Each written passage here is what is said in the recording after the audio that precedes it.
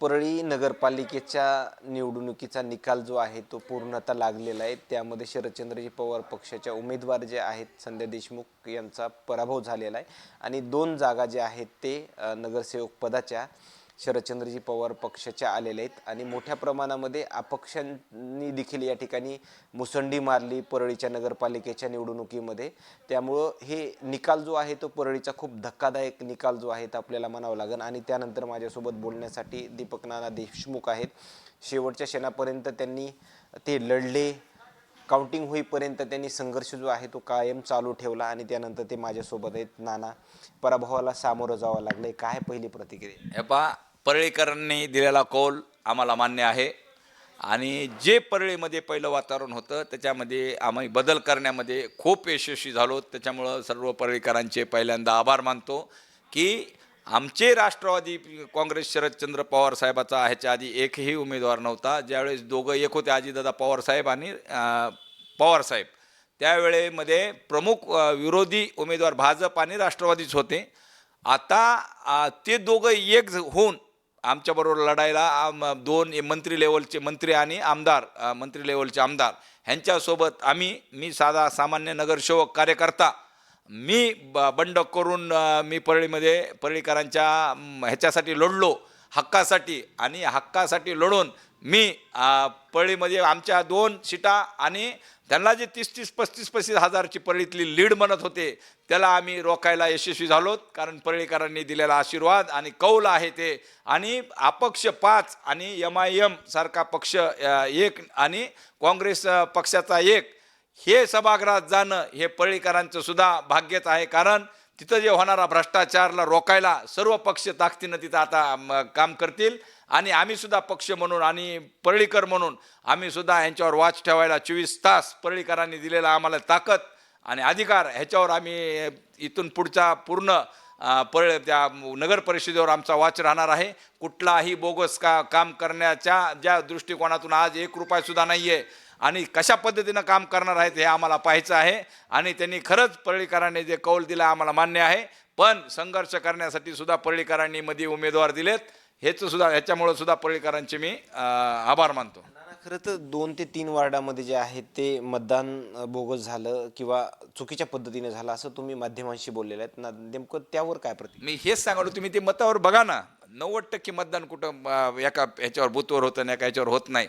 आणि त्याचं जर पाहिलं, मी पहिल्यापासून सांगालो की CCTV जर पाहिले तर तुम्हाला त्या 2-3 बूथावर स्वतः पोलीस आणि कर्मचारी आणि उमेदवाराचे वडील हे ते सगळे एका बूथमध्ये जाऊन ते मतदान करायला दिसतील। आम्ही जायच्या आधीच त्यांनी त्यांच्या खूप पद्धतीनं त्यांनी हे केलं, काही उमेदवाराला अपक्षाला काही ताकद दिली, आमचं वरचं करा, खालचं तुम्ही करा। ह्यांनी आपल्या उमेदवारावर सुद्धा जे त्यांचे उमेदवार पडले त्याच्या बोकांडीवर दुसरे उमेदवार देऊन त्याला मदत पैशाची, ह्याच्याकडून बी वरचं मत मागितलं, त्याच्याकडून बी वरचं मत मागितलं।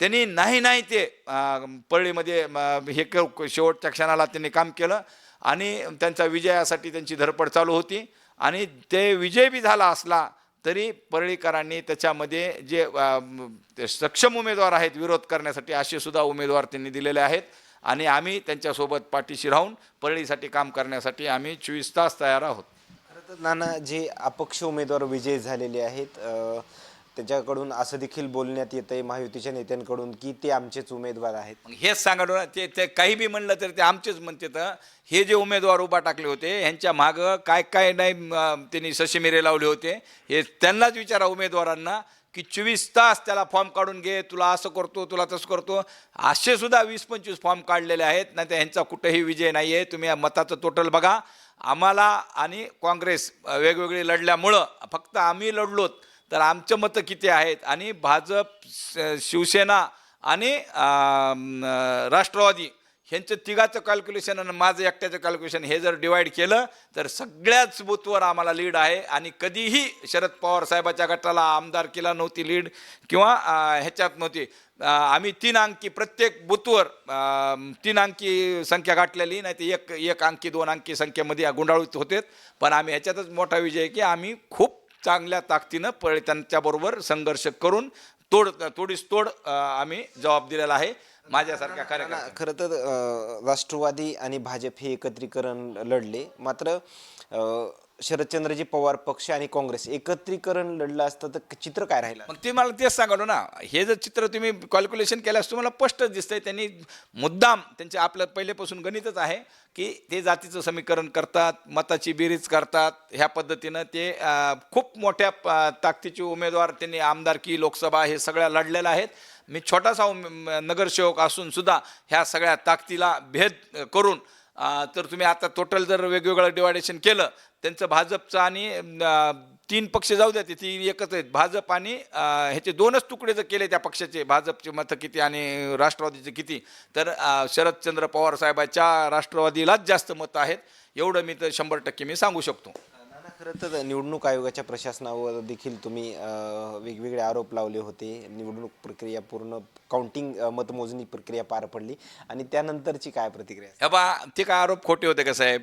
आता तुम्हाला सांगितलं लाटकर साहेबांनं इलेक्शन प्रतिनिधीचे ज्यांची ते ड्युटी होती त्यांनी कशा पद्धतीनं आमचे उमेदवाराचे फॉर्म कॅन्सल केले, किती आम्हाला भांडून झगडून न्याय मागण्यासाठी कोर्टापर्यंत जावं लागलं आणि ते सक्षम करून आम्ही परत फॉर्म आणले. आम्हाला एकाच ताकदीला हे नव्हतं, कारण ह्या आमदार आणि मंत्री लेवलचे हे जे लोक आहेत ह्यांच्या हाताखालचे हे सगळे जे लोक आहेत हे पहिले त्यांच्या हाताखाली जसं म्हणेन तसं काम केलेलं आहे.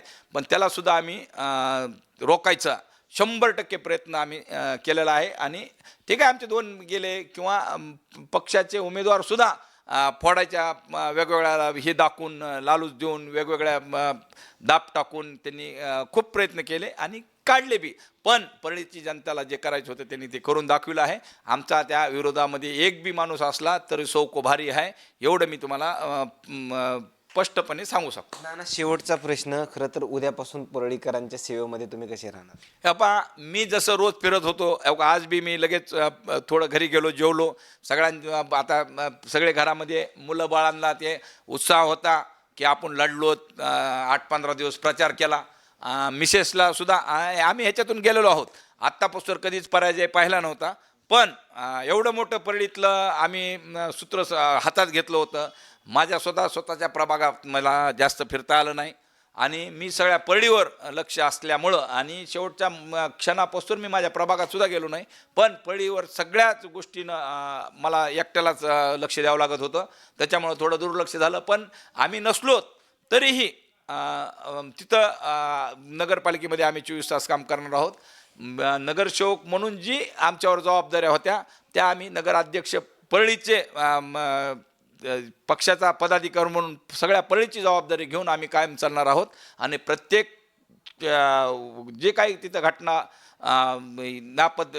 चांगल्या पद्धतीनं होत नसेल तर त्याच्यावर आम्ही वाच ठेवून प्रत्येक कामावर आमचं लक्ष असणार आहे. आणि आत्तापासून परळीमध्ये 15 वर्ष झालं विरोधच नसायचा. विरोधक असायचा तर ते 10-5 रुपये चिरीमिरी करून मॅनेज व्हायचा. पण त्यांना आता दीपक देशमुख सारखा खंबीर उमेदवार विरोधक मिळालेला आहे. हे आता इथून पुढे त्या घटना घडायच्या आणि मॅनेज काम करायचे, कुठं बोगस काम करायचे, हे इथं 24 तास लक्ष देणारा माणूस विरोधक म्हणून उभा आहे. त्याला त्यांनी खरंच मी त्यांचे पाठ ठोपटेल की ह्या पहिल्या जुने काम जे आहेत, जे 15 वर्ष झालं ते पडून आहेत, त्यांनी मला एक 2 प्रकल्प बी पूर्ण करून दाखवावेत. मी पाठ ठोपतो. 1 रुपयासुद्धा नगरपालिकेमध्ये शिल्लक नाही आहे.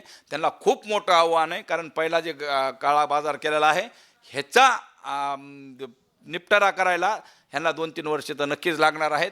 आणि शासनानं सुद्धा जे पहिले काम आलेत, बोगस कामं झाले म्हणून शासनानं काम रोखलेले आहेत. आता आम्ही 24 तास चांगल्या काम व्हावं ह्याच्यासाठी मागं लागणार आहोत, उर्वरित कामासाठी मागं लागणार आहोत. 24 तास पाण्याची त्यांची जी घोषणा होती, आता जे नवीन नगराध्यक्ष आले त्यांनी ती लवकरात लवकर चालू करण्यासाठी आम्ही सुद्धा तगादा लावणार आहोत. आणि स्वच्छतासाठी बी तगादा लावणार आहोत. जे की स्वच्छता ज्या नियमामध्ये आहे, 8 दिवसाला फवारणी आहे, 35 लाख रुपये महिन्याला आपण ते पैसे भरतो. आणि 8 दिवसाला फवारणी, रोजचे रोज स्वच्छता, रोजचे रोज डम्पिंग ग्राउंडला तिथं नेऊन कचरा हे करणे, ह्या सगळ्या गोष्टी आम्ही बारकाईनं आमच्या सगळ्या पराभूत बी आमचे उमेदवार असले तरी आम्ही सगळे मिळून काम करणार आहोत. आणि आमचे 2-3 उमेदवार आणि अपक्ष लोक जे आहेत, काँग्रेसचे काय आहेत, काँग्रेसचं आहे, MIMचं आहे, ह्यांच्यासुद्धा आम्ही पाठीमागं खंबीरपणे उभा टाकून परळीच्या जनतेसाठी आम्ही 24 तास काम करणार आहोत. ओके, धन्यवाद. हे होते शरदचंद्रजी पवार पक्षाचे नेते दीपक देशमुख. आणि या मतमोजणीनंतर, या निकालानंतर त्यांच्या आलेल्या प्रतिक्रिया. मात्र उद्या ते परत परळीच्या सेवेमध्ये राहतील अशा प्रतिक्रिया ज्या आहेत ते त्यांनी दिल्या गेल्यात. मात्र आणखीन काही नवीन अपडेट्स मिळतील का हेही पाहणं तेवढंच महत्त्वाचं ठरणार आहे. Cameraman Umakant फडसोबत Sachin Munde, सूर्यज media, Beed, Parli.